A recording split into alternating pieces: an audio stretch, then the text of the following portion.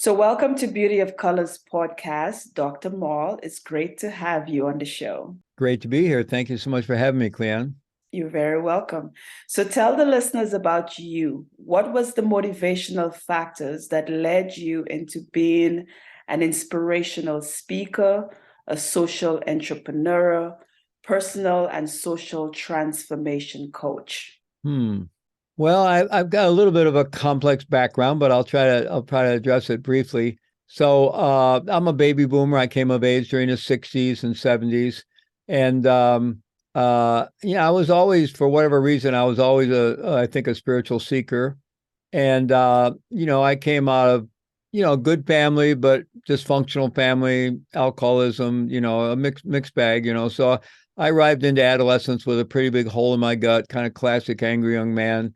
Graduated from high school in 1968, went headlong into the counterculture of that time and all the craziness. And I tended to take things to extremes. So, I was involved in all that, and but also always, on a path to as a spiritual seeker. And I ended up leaving the country at one point because I was just so disillusioned with my own culture and the politics. I think when Richard Nixon was reelected for the second time, I just had to leave. And I was also looking for something real, something authentic, because I remember when I was a very young child that life seemed vivid and magical, and I felt really plugged into reality. And at some point, it just all went away. Everything went to gray tones, probably around the time I started school. And, maybe somewhat of a normal developmental process, or I had to do with starting school, probably had something to do with my mother's alcoholism as well.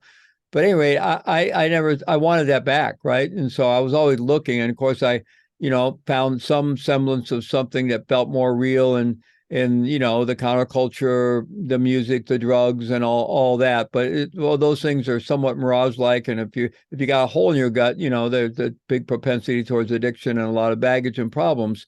So when I took off to leave the country, I headed for Latin America and traveling all through Mexico, Central America, and South America. And I was really looking for something real again. And I really did find, living in Peru, I found this kind of environmental magic, that the place was, just amazing and powerful. And there was this inherent, I felt like I was back, right?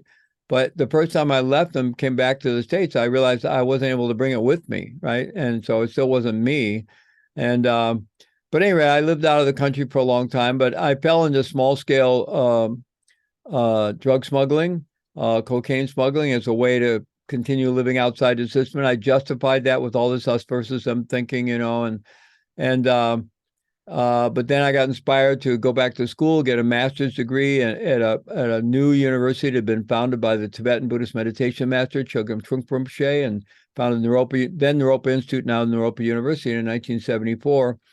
So, and I was looking for a spiritual path more than I was looking for a degree. But at any rate, I managed to get myself up there and went through this really deep 3-year clinical training program that integrated Buddhist and Western psychology, and in the process became his student. But I still had all this shadow stuff going on, and the secret life that I kept secret from him and the community. And I'd disappear once or twice a year and go do a smuggling run with cocaine, and with that I continued to finance my lifestyle. And also had, I spent about half the time in study and retreats, traveling with my teacher, very genuinely involved in that path.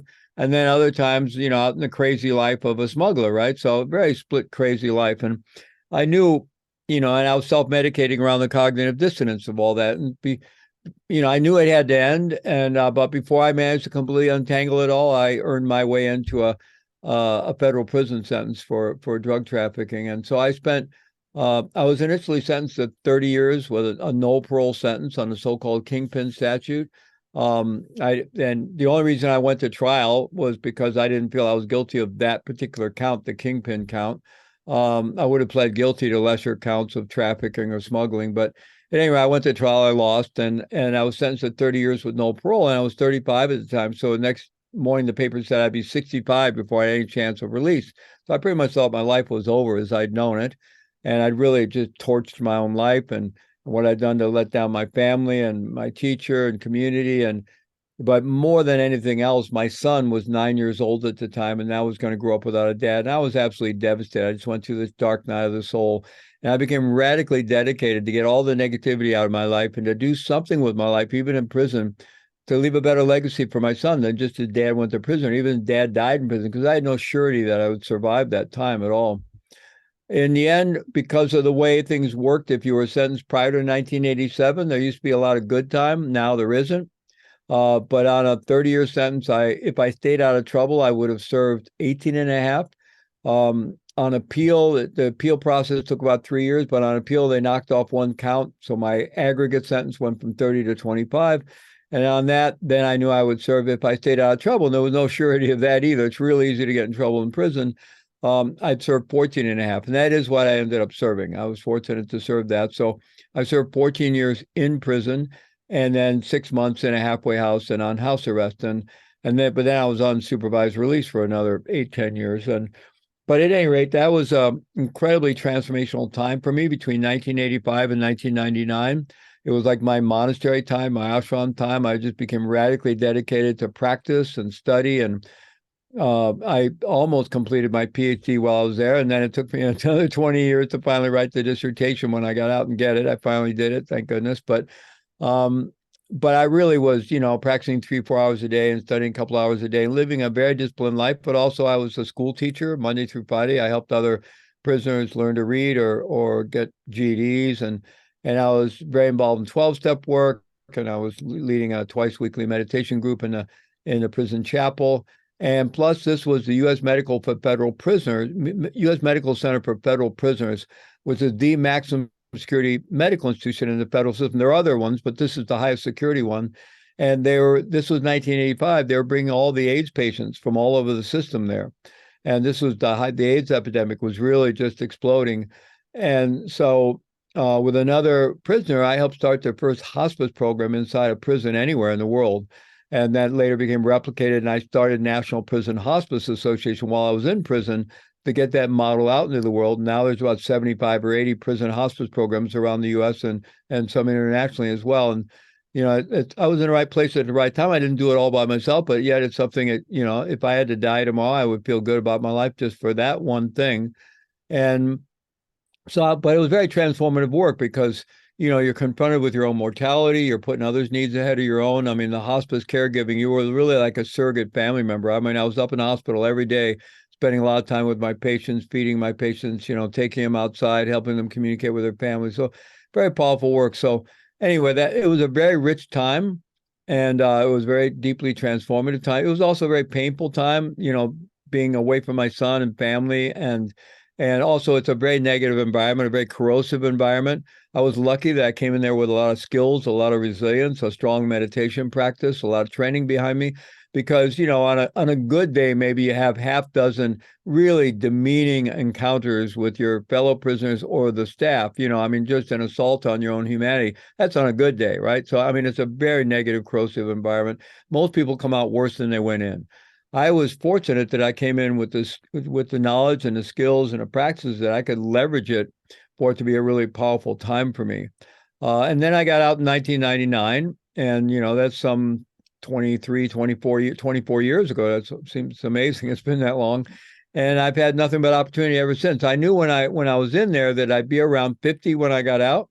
And, I'd have a serious criminal record, and I was going to owe the IRS a bunch of money. And, it was a tough way to start a life. And I knew I'd have to work really hard. Plus, I was just trying to add as much value to that community as I could. But it worked out. I've had nothing but opportunity since I got out of prison, been traveling the world, doing all kinds of interesting work and leading all kinds, prison work and leadership training and peace work. And until the pandemic hit, and then like everyone, everything shifted online. And so I'm happy. I've actually been at home with my wife for 3 years, traveling very little. But I do all kinds of different work. I'm still very involved in prison work and working with first responders.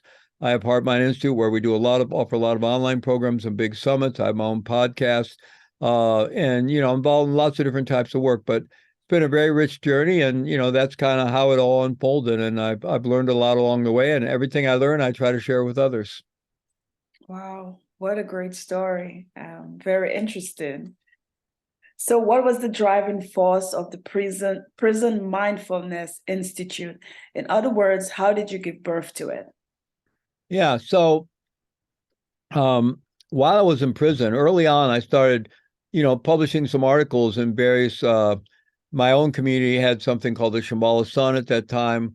There was Yoga Journal, there was Tricycle Magazine, and some of the journals and magazines had to do with meditation and yoga. I began sending articles and they would publish them, right? So people were learning about me. There was this kind of prison monk who was practicing, right? And um, there wasn't a lot of organized Buddhist prison ministry or at that point. And so, but prisoners were starting to reach out to various meditation centers and Buddhist centers around the country. So some of them started sending the letters to me. They said, we don't know what to do with these. We'll send them to Fleet Maull. And so I started getting all these letters sent to me. And I wasn't allowed to correspond with prisoners in other federal prisons, but I could kind of get away with it with state prisons and county jails. And I just did it. They never stopped me. They never told me no. And I did it transparently. And I do. And so I would get letters, and then I worked in the education department, and they had also the copy center for the prison was there. So I knew the guy that, ran that. And so I would take like a magazine with an article about meditation. He'd make a copy, and I'd put together a little note, put it, in the mail, and I'd mail it to a prisoner somewhere in some state prison somewhere. And I really felt a lot of bliss doing that because I knew a lot of joy doing it because I knew what an impact it was going to. Because when you're in prison, you go to mail call every day, and even junk mail is better than no mail, right? So I knew that if they got this letter and in there, somebody was relating with them personally, and there was something about meditation, I knew it would be a really good thing. And so I felt I remember reading Joseph Campbell talking about, follow your bliss. So I said, well, maybe stuffing envelopes is, going to be my thing. But I realized pretty quickly this was much bigger than something I could do on my own. So I managed to connect with some people on the outside and raise a little money from family and friends. It's a few $1,000s, and I had a person on the outside that was just mailing things for me, like figuring out how to, like did all the paperwork to start a nonprofit, get the IRS recognition and all that. And I was waiting for the prison to step in any time and tell me, no, you can't do this. So I just did it openly, didn't try to hide it. And anyway, that's kind of where it started. And it started off initially we were sending books. We were getting book donations and then sending them out to prisoners. And then we're hooking up people with to be kind of prison, meditation pen pals, like meditation instructors who could be pen pals. We don't do it anymore because we did it for a long time, but it got too complicated and too many liabilities. But we still have a huge book prison ministry, but we do a lot more than that now. Today, it's a very large organization. And we train volunteers to go into prisons all around the world. And we run a lot of in-prison programs ourselves, both online and in person. And we also do a lot of work. We train correctional officers, and we train probation and parole officers and police. And so it's become a very big nonprofit, but it started way back there in that prison cell. Yeah. Okay. So what is the concept of mindfulness? Yeah, it's an interesting one. I was just having a discussion today with my colleague Vita Pires, who's our executive director with Prison Mindfulness Institute. And mindfulness is you can talk about it as a state of being, a state of mind, a quality of mind. You can also talk about it as a specific practice, mindfulness practice, a type of meditation practice. And the definition that really stuck, this and everybody uses the famous John Kabat-Zinn operational definition, right? Mindfulness is paying attention on purpose in a particular way, non-judgmentally. And it's not a bad definition, but it's somewhat limiting, right? But mindfulness is really learning it has a lot to do with being present, being awake, being present. And does involve attention training, like learning to direct your attention instead of just having the world, having it bouncing all over the place in a constant state of distraction, right? Or caught up in our thoughts and discursive thinking and daydreaming. It's about being awake and being present, and it is about directing our attention. So we are developing the ability to direct our attention, but it's also infusing that with qualities of openness and curiosity and acceptance and non-judgment and generosity and appreciation and self-compassion and compassion for others. So it's really cultivating positive qualities of mind that are innate qualities of the mind, but we need to kind of bring them out through practice and also remove the blockages that obscure these these innate capacities we have for compassion and presence and generosity and altruism and so forth. So it's a way of bringing forth the most positive qualities from our being and retraining the mind, really retraining the mind. And literally we're rewiring the brain in the process. We know that today from current neuroscience. And we're rewiring the brain and training the mind so that we are able to self-regulate more. We're not being bounced around by life and our own internal landscape of emotionality so much. We're not repressing anything. It's not about repressing, about learning to be with our experience, but in a more kind of regulated way. And then it's about, through that presence, really developing insight into, well, what makes us tick, what's the relationship between my thoughts, feelings, and behaviors and my whole experience, but also how the world works, reality. It's about developing wisdom, ultimately. It's ultimately about developing discernment and wisdom. But and all of that is by the ability to kind of just be with our experience and learn from it, right? And we're being with our experience ideally in a way that is kind of very unbiased as much as possible. We're not choosing, well, I just want to have these experiences, or no, I'm willing to just be with whatever arises, which, in all of our experience, all our sensory experience arises across the spectrum from pleasant to neutral to unpleasant, right? That's just the nature of things, right? And we're very, we're very attracted to pleasant, comfortable, in fact, we can get addicted to that, right? And we tend to want to push away that which is uncomfortable, unpleasant. But part of waking up is just embracing the whole thing, embracing the whole experience of being a human being with a body, a heart, and a mind, and we're willing to embrace the whole thing and just be curious about it, right? And through that path, we can develop, we can bring forth our innate positive pro-social qualities, and we can also develop wisdom. Okay, so tell us about radical responsibility empowerment model. You develop it. What is it? Yeah, well, I often describe radical responsibility as voluntarily embracing 100% responsibility or ownership for each and every circumstance we face in life. Now, that may sound like basic personal responsibility and pretty common sense, although there are a lot of messages in our culture around that. There's also a lot of messages in our culture that are quite the opposite of that. But it goes deeper than that, and it's particularly radical because of the circumstances that we face. If we're willing to be reflective and honest, we'll see that we have something to do with a lot of them. Some of them we actually create. Our tendency is to blame everything on everything and everyone else. But if we get on, we'll see that we actually create a lot of our circumstances, or at least we co-create some of them, or maybe we stumble into them by being unawares or not paying attention or being overly naive or not doing our due diligence, not having the tough conversations we should have, or not speaking up for ourselves or sticking up for ourselves or not having good boundaries. There's all kinds of ways we get into circumstances that we perhaps could have avoided, right? Or they could have rolled out differently, right? So we're really looking at what is my participation in all this, rather than just our instinct is to blame, right? And that's normal. We shouldn't feel bad about that because, we're all vulnerable beings. We've all been bruised. Nobody gets out of childhood unscathed. And so, we've all been blamed enough and experienced enough shame. So and our culture tells us when something happens, somebody must be at fault. There's got to be some blame somewhere, right? Then I don't want to be blamed anymore. So almost instinctively, I'm always going to deflect, right? It must be someone, the problem with that, though, is in doing so, we give away our power.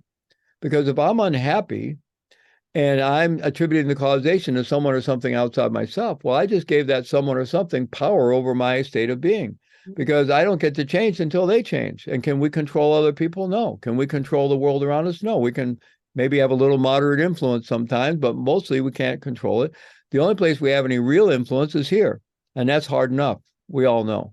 So it's all those circumstances. It's really looking to see where's my participation in any of this. But there may be circumstances where we just say, I can't see that I have any relationship to this. And everybody would agree. Unless it's like past karma, and who knows about that, because you can't, even if there is such thing as past lives, past karma, you can't hardly hold somebody responsible or hold ourselves responsible for that, right? So, but, so I see this circumstance just seemed like it landed on my head. I have nothing to do with it. I'm complete innocent bystander. There it is. Okay. Well, we're even going to take ownership for that. Well, what does that mean? Well, the important thing to understand about radical responsibility, the key distinction is the distinction between ownership and blame. Radical responsibility has nothing to do with blame. It's obviously not about blaming others, but it's also not even one iota about blaming ourselves. And it's certainly not about blaming victims. It has nothing to do with blame. It's about ownership. And ownership, now we do look into circumstances, especially mostly the ones we're unhappy about. It's good to look at the ones we're happy about because then we can figure out how to have more of them. But mostly we're concerned about the ones we're unhappy about. And I'm going to look into what's my participation is, just for not to blame myself, but just for the purpose of learning. Because if I can see, okay, I don't like where I am, I don't like this circumstance. If I can understand, the cause, how I got there from point A to B to C to D, if I had made a left turn instead of a right turn back there, it would have led to a different result. So I'm learning, right? I'm learning, and that's going to give me more choice, and I can embrace greater self-agency. But then there's the ones that we can't see we had anything to do with. I'm still going to embrace ownership for those. Now, that sounds like blame, but no, it's not, because what I'm going to embrace is the fact that I have choice. Maybe this thing happened to me that shouldn't happen to anybody. Maybe it's a horrible thing. Maybe it's a criminal thing. Maybe it's a terribly traumatic thing, and it shouldn't ever happen to anybody. Well, once it happened, there it is. It's in my life now. And I may need to get a lot of validation that I've been, victimized, and people are horribly victimized in life. And we're talking about adults here. This is all about adults, this conversation. But, people as adults are horribly victimized, and they may need a lot of validation for that. But at some point, the most salient question is, what am I going to do with this? Am I going to let this take me down? Or am I going to find some way, the most creative way I can work with this to go forward in my life? And that may include getting a lot of help. It may include getting validated. It may include seeking justice. But doing so from that place of self-empowerment is very different than getting, and it's very understandable when we get collapsed into getting completely identified in a kind of victim mindset with it. And it's very understandable, but if we stay stuck there, I think we can all see that's going to be very limiting to the rest of our life, right? So, and this isn't about going around telling somebody else, you need to get off it now and get radically responsible. No, it's about ourselves, right?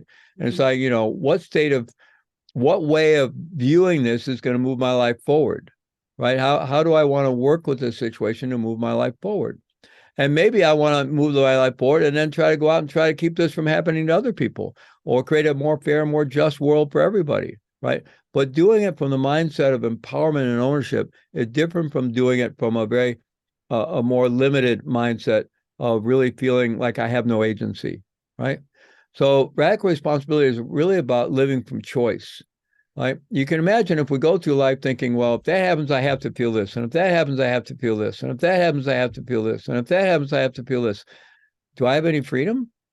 No, I'm just completely controlled by the circumstances that surround me. But if I'm constantly looking, there's a distinction, a life distinction that I land experientially in the middle of radical responsibility trainings, but it's called circumstances are neutral. And we land on that experientially, and then I argue with people about it to really dig into it, to really, what does that really mean? But, if we're going through life and facing all the circumstances we face moment to moment every day, and instead of like that happened, okay, I have to feel this way, that happened, instead I'm kind of like, where's my choice? What are the options here? Where's the neutrality? Okay, that happened. I feel how I'm feeling about it. I feel how I'm thinking about it, but are there other ways to look at it? What way to frame this would lead me in the best direction? What way, where's my choice? Where are my options? So it's that idea of through really embracing a lot of self-agency, not for the purpose of blame ever, but for the purpose of learning and for accessing choice, and standing in the most self-empowered place we can stand, and focusing on that which we have the most influence over, which is our own thoughts, feelings, and behaviors. Now, we can't control our own thoughts, we can't control our own feelings, but we can at least be in relationship with it and be curious about it. But our own behaviors, we can have a lot of influence over, and we can learn to self-regulate. We can learn skills for regulating our own autonomic nervous system. So when we find ourselves getting emotionally triggered, we know how to get ourselves back down. We know how to, reclaim the whole brain instead of being driven by the fight or flight response and, the amygdala hijack. We can learn skills to keep ourselves in a resource place, or at least get back to a resource place, and then look at, okay, what do I need to do here? What's even in my own enlightened self-interest here? In other words, my long-term interest, to how to respond to this, and which usually works out to be in everybody else's interest as well. So that's good. radical responsibility is all about. Okay. So, And Dr. I Maull. learned that in prison, Mm-hmm. because I got myself in prison, right? Okay. And, there are a lot of people I could have blamed. I ended up doing a lot of people's time. Mm-hmm. The way when they prosecute people, I became, because I refused to testify just because it just didn't match my values to have somebody else's family is going to suffer and somebody else is going to go to prison while I make a deal. So I never was that kind of going to do that. It wasn't about being a stand-up guy or anything. It was just that wasn't my values. And so since I didn't testify and a lot of people were willing to, then of course they make you the kingpin, right? But there's always, they can connect you. I mean, there were people that they connected to me in a conspiracy that I'd never met before because, if there's drugs, it's a thing spread out. So at any rate, I could have focused on that. Also, when the government prosecutes you, they don't follow the law. They don't follow their own rules. They do whatever it takes. They play hardball. So if I wanted to focus on that, I could have felt, and most people would agree I was over prosecuted and so forth. So, I could have focused on all that and really focused on feeling victimized by the whole thing and fueled with the anger. And I realized that wasn't going to take me anywhere.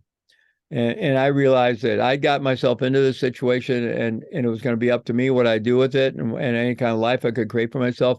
I also saw I was in an incredibly negative environment and with a lot of bitterness and anger and a lot of racism and a lot of lot of, prison environments are hard places. And I didn't want to end up that way. I didn't even want to live my life that way while I was in there. So I realized that unless I proactively took ownership for my own experience and what I was doing with it, I could end up that way. Or, anyway, so the radical responsibility, although it has roots in lots of world philosophies, my version of it was really born out of my own prison experience. And it's what allowed me to end up, making a big difference in that community for 14 years and creating two national organizations. So if I'd gone to the staff and said, I want to start a nonprofit, they would go, you're crazy, go back to your cell. You're not supposed to be able to do that in prison. Well, what allowed me to do what I was able to do during those 14 years and the life I've had since all came out of that radical approach of radical responsibility. Okay. So, Dr. Maull, you talked about blame quite a bit. How does someone move beyond the blame, like blaming somebody? You talked about Yeah. your circumstances and how you got into prison and how you didn't take the blame. But how does someone who's not familiar with those concepts, how do they go and move beyond that blame? Yeah, that's a really, really important question. And, we've all been deeply enculturated in blame, both to blame others and feeling and blaming ourselves. And we feel blamed. And, it's just so, in some ways, there's a lot of wonderful things about our culture, but there's also strong strands of shame and blame in our culture. And so we're all exposed to this. So I think for me, the way to be honest is to really look at it and be curious about it. Be curious about how blame functions and what it does and how it works. Whether blaming ourselves or blaming others. So there's a distinction in the radical responsibility model. It's in my book. It's a core thing about the distinction between being caught down in the drama zone, what I call the drama zone, or accessing what I call the empowerment zone. Mhm. Now there's another model from a training that I've been leading for many years. That's a similar idea, and they just talk about either being above the line or below the line, and that goes way back to Professor Edward Deming. A lot of people probably haven't heard of him today, but he's considered the father of American manufacturing. He helped Japan become the industrial power they became after World War II. He helped them rebuild Japan. And if anybody knows about the world of manufacturing, they would have heard of things like lean manufacturing and total quality control and Six Sigma and these ideas. Well, that all comes from Deming. It all originated with Deming. So he had this really simple model of drawing a line on a piece of paper, right? And below, his model was simpler than ours, but it was very simple. I think he had blame. Let's see. We use blame, justification, being right. He had blame, maybe justification, and shame, and then above the line he had, I think, responsibility or ownership. And his point was there was no value judgment in this. He said, when we're caught up in blaming others, or what he meant by shame was blaming ourselves, shaming ourselves, right? Or even getting involved in just justifying our own behaviors, right? Or holding on to resentments, right? All that's very normal. We all do it. It's very human to do it. But his whole point was it's inefficient, because he was the efficiency guy. That was his thing, was efficiency, and he developed all these systems to help develop very efficient quality control and so forth. And he said these things they don't lead anywhere. They're a very inefficient use of our time.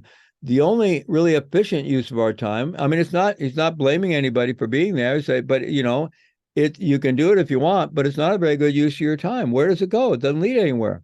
The only place it's going to lead you anywhere is focusing on choice. Where do I have choices? Right.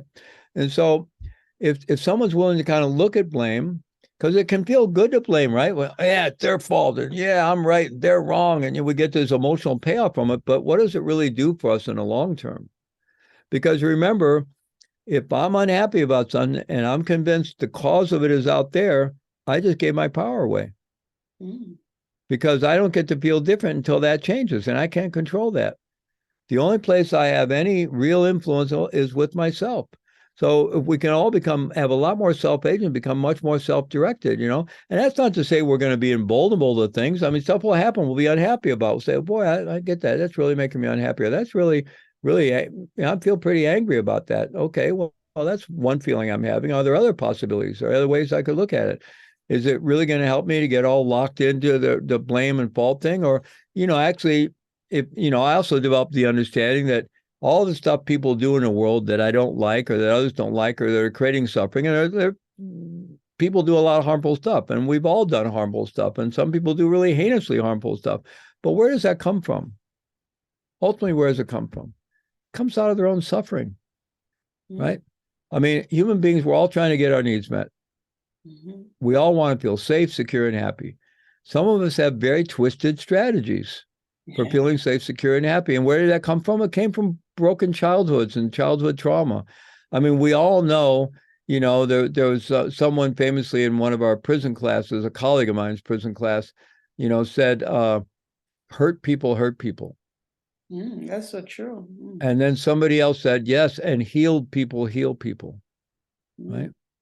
So, it's not to excuse what people do, or that people may not have to be brought to justice, or at least stop from what they're doing. And, but still, if we understand that that's basically coming out of their own suffering, then it doesn't mean we don't need to hold them accountable, but at least we don't have to get locked into this, the thing that we get plugged in, and we can say, okay, there's a suffering human being.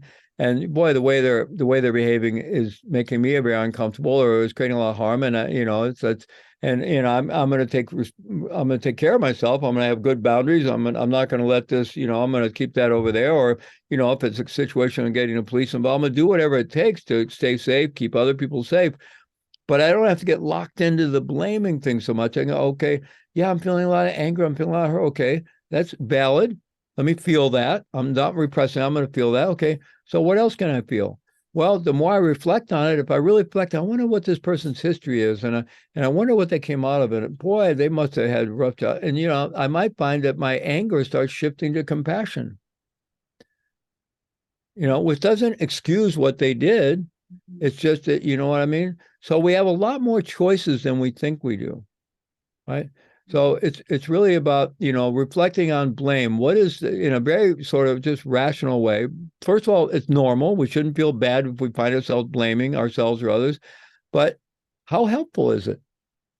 What's its utility? What's its value? Does it really work? And I think if we really look at it and reflect on it, we'll find, no, it doesn't really help much. If I'm blaming myself, I'm just beating myself up, and that's not helpful. I mean, if I'm not going to be my own best friend, who will be, right? So, really important to learn to give myself a break and become my own best friend. And so beating up myself doesn't make sense. And then if I'm blaming others and get really locked into that, I'm basically giving my power away. Why would I want to do that? Let me focus instead on, where do I have choice? And the one thing I always have choice over And when in my workshops I get into the circumstantial neutral idea, which some people, that people go crazy with it, and we really get into it, struggle with it. And sometimes I bring up, there have been people that have been in the worst situations you can imagine in life, and they've found a way to embrace choice and recognize that they have choice. And one great example is Viktor Frankl, who wrote Man's Search for Meaning. Now, it was before gender neutral language. Today would be Human Search for Meaning or something. But he actually wrote that book back in like the 50s, probably, because during World War II, he was sent to one of the most infamous death camps of the Holocaust, Auschwitz, where I've been more than 20 times leading retreats. And his whole family, I think, was wiped out on both sides. He was a psychiatrist from Vienna, Austria. He was Jewish, and I think his family was wiped out, and he was in a work camp at Auschwitz, and people were dying just dropping like flies, from overwork and starvation and the cold and the elements, and so he wanted to survive.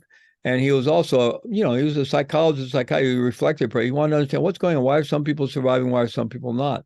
So he discovered really two important things. And when he did survive the Holocaust, and he wrote that book and developed his model called logotherapy and so forth. In fact, that book at one point had been translated into more languages even than the Bible. Now, a lot of people aren't as familiar with it today because, again, it was written back in the 50s, but it has changed the lives of millions of people, that book. And I highly recommend it to anyone. And so he discovered two things. And he said that he saw that people were surviving that the worst. I mean, you can't imagine being in a worse situation than being in the work camp at Auschwitz. I don't think anything gets worse than that. So he said if people were surviving, they had something to live for. For some of them, they just wanted to survive to be able to tell the story, to bear witness to what happened, to hopefully to prevent it from happening again, or to bring the Nazis to justice, right? For him, he really envisioned having a life beyond the camps and continuing his work and completing his papers and presenting at conferences. He was continually visualizing a future for himself, and that gave him the will to live. So that was one discovery, that we need to have a sense of future, sense of possibility. And the other thing he discovered was even in the worst circumstance you can imagine yourself being in, and it doesn't get any worse than being in a Nazi death camp like that, starving, emaciated, freezing cold, threadbare clothing, and maybe a guard's got a gun pointed at you, right? I mean, you couldn't be more powerless and more. And he said, even in that circumstance, we have choice. Even in the worst circumstance imaginable, we have choice. And he discovered that personally, experientially. Now, you may not even have a choice to live or die, because maybe the guard's going to pull the trigger, but you have a choice over the state of mind you're going to die in. He said, what we always have choice over is our attitude, the mindset we bring to anything. Now, that's a hard-won choice, because if we've been chronically angler our whole life, it's going to be hard to change that in the moment. But people have had amazingly transformational moments. But, better to work with the small circumstances before we get confronted with the really big one. But we always have a choice over what we're going to do with our own state of mind. No one can ever take that away from us. So, Dr. Maull, tell us a little bit about your book, Radical Responsibility, and where can the listeners get a copy of your book or your resources that you provide, your website? Just tell us a little bit more about what your book contains. Yeah. Well, we'll start with the book. So it has its own website. It's called radicalresponsibilitybook.com, radicalresponsibilitybook.com. And if someone goes there, you can actually download a free chapter. And then from that site, you can order the book, but you can choose. You want to order it through Amazon or Indie Books or Barnes & Noble. There's 4 or 5 options there, right? So you can order the book from that site. And you can get a free chapter there. Or if you want, you can just go straight to Amazon or wherever you buy your books, right?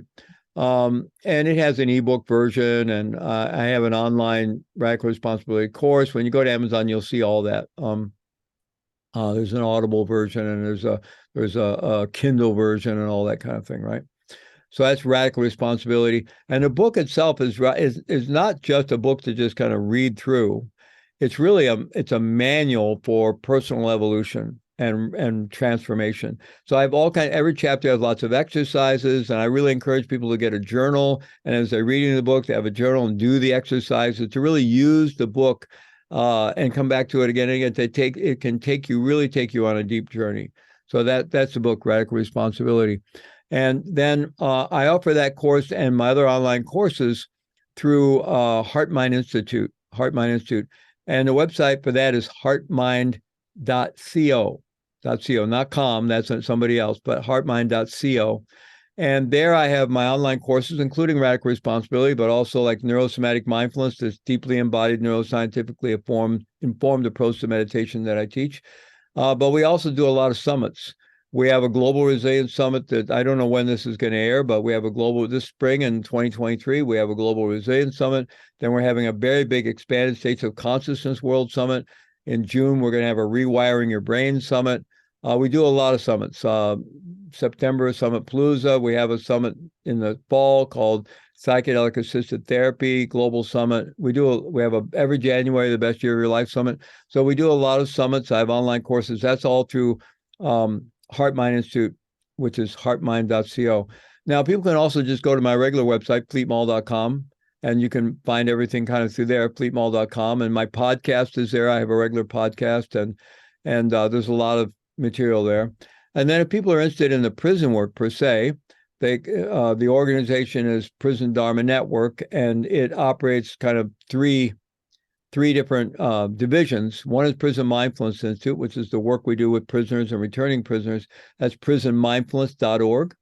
Then there's the work we do with first responders, correctional officers, probational. That's Center for Mindfulness and Public Safety, and the website is mindfulpublicsafety.org. So prisonmindfulness.org, mindfulpublicsafety.org. And then we also train mindfulness teachers, and we do that through the Engage Mindfulness Institute, and that's engagemindfulness.org. So that's a lot, but anyway, people can check that out, and they can always start out by just going to my website, fleetmaull.com. Okay. I'll also put it in the link description. Do you have any last words for the listeners to help them evolve or to help them with the process of evolving? Yeah, absolutely. We're living through really interesting times. On the one hand, these are really challenging times. There are so many of us on the planet now that we can't get away with what we used to get away with, right? And so we're really up against, the existential threat of global warming, human-caused global warming and climate change. We're seeing a rise of authoritarianism around the world. We're still having terrible wars and refugee crises. There's seemingly increasing political divisiveness and cultural and political polarization and divisiveness. There's a lot of problems. There's a lot of good stuff going on in the world too. We've never had so much access to the world wisdom traditions. Like everything's on Wikipedia, everything's been published. So you used to have to climb over 3 mountain passes somewhere in Tibet to get stuff that now you can just find it online, right? And, and the intersection of the best of Western psychology, the best of the Eastern contemplative traditions and world wisdom traditions, the best of current neuroscience. There's a lot of amazing things going on. And so, there's a lot of positive trends going on. There's also some really challenging and dangerous trends. And it's a challenging time for all of us. And it's easy to lose hope. So I think, first of all, the real ground of any, personal evolution work, and I think also of our collective evolution, to begin with, is self-compassion.